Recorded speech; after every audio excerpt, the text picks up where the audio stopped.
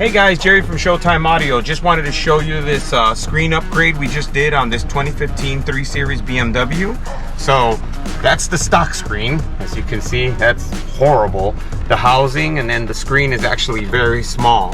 So now we have a 12-inch screen in here, and it is a touchscreen. So you can do CarPlay, Android Auto. You can control everything. You see it's very responsive. If I hit the maps, I mean, now check that out. So you can still do everything, all your music, everything right on screen.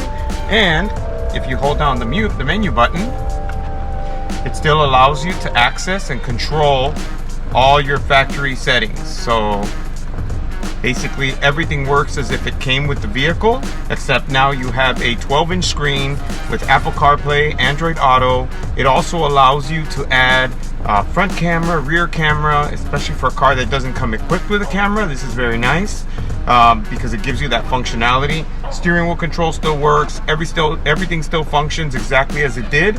You just have a much better user interface and way more features.